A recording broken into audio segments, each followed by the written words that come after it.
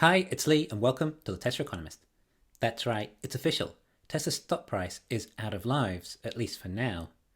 At the start of last year, after we heard the guidance for 2023, I was vocally saying that year that Tesla was a free bet, with very little that can go wrong. Elon set the bar so low for the year that there was no way Tesla couldn't achieve it. In fact, they overachieved it. Elon said production at 1.8 million. Not only did Tesla beat that by almost 50,000, Tesla even got over 1.8 million deliveries too. Elon also said potentially 2 million at the time if there were no headwinds. There were no headwinds, and there was no 2 million. But remember, I also said 2 million was near impossible, because where would the batteries come from? As I was very doubtful that 4680 would ramp to anything impactful. In the same earnings call, Elon also pushed back the Cybertruck launch to the end of the year, and Tesla hit that milestone after several previous pushbacks.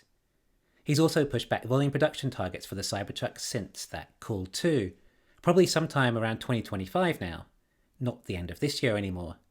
But obviously Elon doesn't even know and is just hoping. And on the last earnings call, he was now warning us that Cybertruck will ramp very slow and further pushing volume production targets. So I was buying up stock for most part of the year and got some good dips and managed to accumulate a reasonable number of shares eventually. And there were lots of great reasons to be buying. Aside from the low chance of not hitting production guidance and Cybertruck, we also had Gen 3 vehicle with a massive new factory coming. We had a semi-truck factory extension in Nevada. We had a new Model 3, new 80 gigawatt hour a year CATL factory, 4680 ramping, advertising, Elon stepping down from Twitter. We had the tax credit at point of purchase. And with the added promise, Elon wouldn't be selling any more shares in 2023 either. Oh, and energy. Do you remember how excited everyone was about megapacks at the start of the year? Yeah, what happened about megapacks? That was meant to be what was going to take the financials to the next level for the year. Well, in Q3, Tesla deployed 1/10 of a gigawatt hour more energy than they did in Q1. I would call that no growth. We had fanboys saying that not only would Lathrop Megapack factory hit capacity this year, they were saying that Tesla was even sandbagging the capacity. And oh, let's not forget the insane margins we were getting told at around 50% for Megapacks. Margins ended up being less than half that. We were meant to have a new Megapack factory in China too. What happened about that? But energy is now contributing about $1.5 billion additional gross profit to Tesla annually, which it wasn't before. And yes, sure, a reasonable amount of that is also the government incentives they were not getting before too. This was all the potential Tesla had for the year. And of course, anything out the blue, which often arises from Tesla, which we did have, with events like Legacy taking on the Tesla charging network. Oh, and a whole AI movement. Oh wait, and FSD was going to be solved finally in 2023 too, which was of course the biggest deal, but has been delayed to this year now, which obviously will be likely because it's version 12 this time, and it actually uses AI, whereas before it didn't, so it wasn't actually possible before, but now it is, and it's only a matter of computing power now. It's all axiomatic. You see, the reason it wasn't solved in 2022 was because of the radar, so they had to remove that, but then they discovered that wasn't the reason, it was the AI. So they recoded the whole thing and started again. But now they know it's AI, so it will be solved, eventually, when there's enough data, and computers are powerful enough. We just don't know how much data we need, and how powerful the computers need to be. And will they be powerful enough this year, or in 2069? We don't know, and clearly Elon doesn't either. Fanboys do though, so best to listen to them. Anyway, like I said, last year was a free year, low risk investing in Tesla, and all these potential events. But those lives are gone now. Let's go through the others. We talked about energy. What about Gen 3? Well, Gen 3 got delayed and no sign of Mexico starting in the next year or so. But fanboy math will tell you that's a good sign and Gen 3 will be out sooner now. Yep, I kid you not, that's what their math says. Because Walter Isaacson was privy to the secret information that there is actually a Gen 3 pilot line in Texas already. Except no one knows anything about it or has seen it, but it's definitely there. And it means the compact, Gen 3, Robotaxi, $25,000 car, Model 2, or whatever Elon calls it next time, will be out even sooner now. But according to Elon, it's mainly been delayed due to interest rates, because fewer people want to buy cars now. Except in 2022, there were 13 million car sales in the US. And now, since these higher rates, we saw, in 2023, 15 million sales in the US. But Elon says demand for new cars is actually down, which is why we won't get to expect Mexico until interest rates come down. Despite it likely taking at least 12 months to build Mexico, then 6 to 12 months to see volume production. So in other words, Elon's expecting demand for cars to be down, despite them actually being up, for another 2 years, as that's when rates might come down. Even though this is a lower cost car, which means it is more affordable in such an economic environment. So I find it hard to believe much of what Elon is saying when it comes to that. My theory is perhaps that a compact Tesla will take away from the demand of the other vehicles too much. Or perhaps there simply isn't the demand for a compact that we hoped. Actions speak louder than words. Alright, so if we don't use fanboy math, it's more likely there is no Gen 3 in volume production until probably at least 2026. Now at this stage. I said volume production, which I would also infer to mean that production line to be hitting break even, implying it's going to eat a lot of capex before then, and then eat away profit with high COGS after that. So don't expect Gen 3 to help the financials until around 2027, 2026.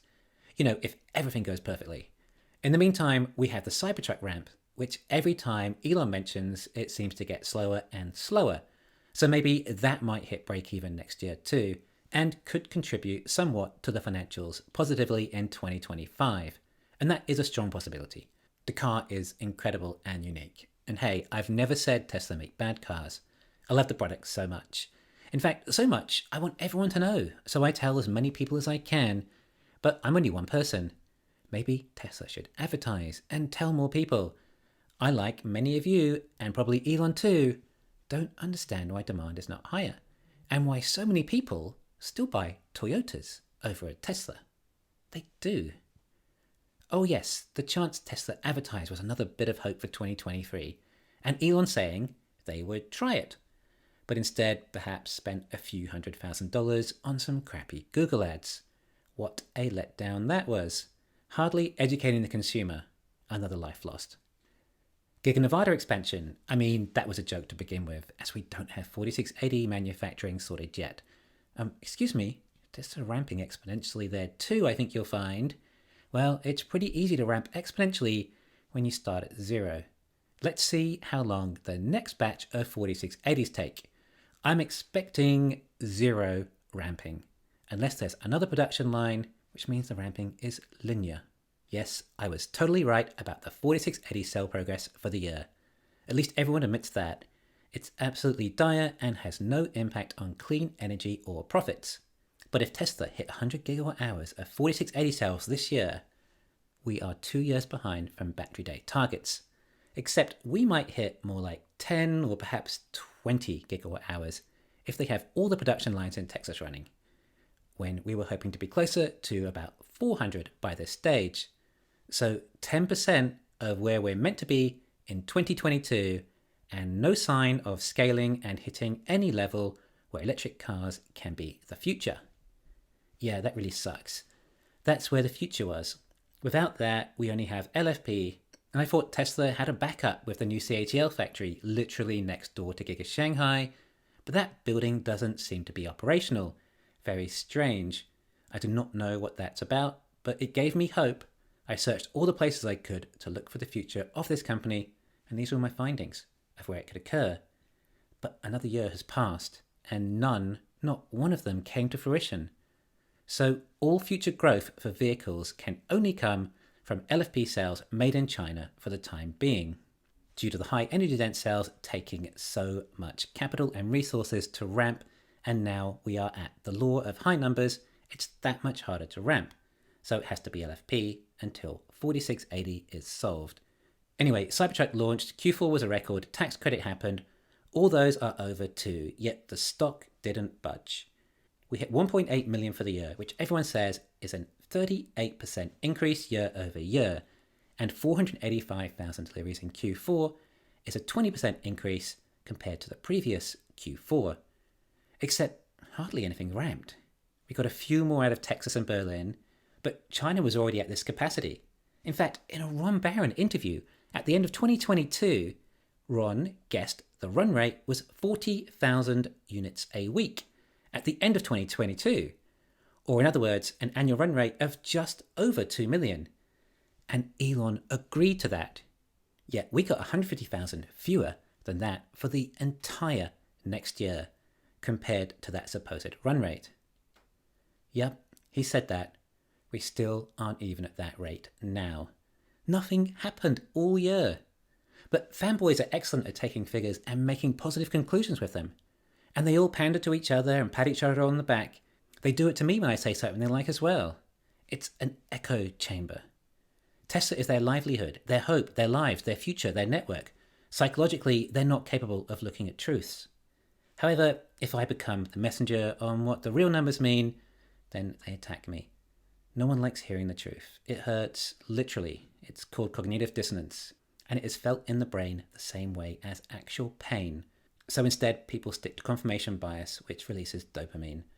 But I don't talk about Tesla to be popular and provide confirmation bias. I just like to say what I see and analyze the company for what it is. So what's left that can actually have any impact on the financials? More car sales, because Tesla is a car company, at least if you judge the financials, as that is where all the profits are derived. Well, that, and it's also a subsidy absorption company. About half of Tesla's profits now is from subsidies and tax and regulation credits now. Wall Street is pushing for guidance of 2.2 million for this year, and the fanboys think it's a joke. And fanboy math is talking closer to 2.4 to 2.5 million, as if the products can magically make themselves or something. So Tesla delivered 485,000 in Q4. Q4 is always the best quarter for the audio industry, but let's run with it. Perhaps demand is currently at 1.9 million a year. So even if Tesla want to hit 2.2 million this year, how can that happen? Well, firstly, how about Cybertruck? Let's be really generous and say 50,000 of them are made for this year. So we'd only need 250,000 more vehicles to hit 2.2 million. Well, we don't have any new factories on the way, so it must just be Texas and Berlin left with the available capacity, which means 250,000 more Model Ys. This is a 20% increase in Model Y sales required for 2024 then. Well, firstly, that's really only going to happen if Tesla can increase 4680 and 2170 production by the order of about 20 gigawatt hours, or about half of what Giga Nevada produces. So right there, I'll just say I don't think it is even physically possible for Tesla to supply that many cells to meet that level of increase in production. They didn't last year either, or the year before. All the ramping has been predominantly LFP. LFP models are being saturated by the Chinese production. But even if Tesla did increase Model Y sales that much, then it is going to likely require an increase in demand, which will likely, knowing Tesla and Elon, happen through lowering prices even more. A 20% increase in demand might mean a 5% drop in price, which would take overall gross margins down perhaps 3.5% due to the majority of sales being a Model Y, and total gross margins then be at 14.5%. But then operating margin from about 7.6% down to about 4%, i.e. about half, but with 20% more sales. Either way, it's a lot less profit. And the additional cogs from Cybertruck running at a loss, oh, well, you get the picture. It's not going to be a pretty year in the financials. And the fact that the starting price of Model Y went from 67,000 to around 32,000 now in the US, or less in many states, and yet the demand is even lower, might indicate that perhaps a lot of people who wanted a Tesla and could charge it at home and could afford it, well, they already have a Tesla now. It's that more than anything now. But you don't know when any of them might hit. And a lot of it is already priced in thanks to fanboy investing. And Elon has managed to convince the fanboys that it's okay to wait until 2030 for all this. And if you're wanting to make a profit before then you're impatient and should dump your stock. You don't deserve an opinion on what is happening to Tesla in the short to medium term. And Tesla's stock may crash in the meantime, but it's fine because the payout will mean it's worth more than the two largest companies combined. In the meantime, Elon is selling his shares.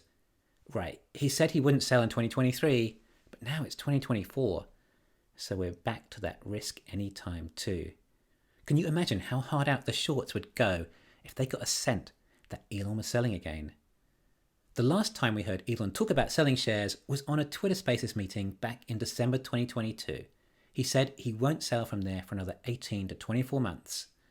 But who knows how X is doing since Elon said GYF to his advertisers. But Elon can say what he wants because if things go bad for X, he can just sell more Tesla shares. Now, I'm not done. There will likely be times this year when the fit hits the shan, whether macro-related, Elon-related, Tesla-related, shorts, market manipulation, FUD, or all combined at the same time. And Tesla will go on discount again. And although the fundamentals aren't there, they don't matter.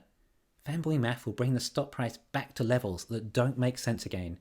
And surely, eventually, Tesla will pull something off again and make all the other possibilities look likely also. Or anyway, what do I know? These are just the fundamentals of the company. All I can see is financials getting worse until around 2026 or 2027. Of course, in the meantime, who knows what breakthroughs Tesla can achieve or what bubbles might occur that might send the P ratio up to 200 or 300 perhaps. We have robots, Dojo, FSD, which appear to be the main bets.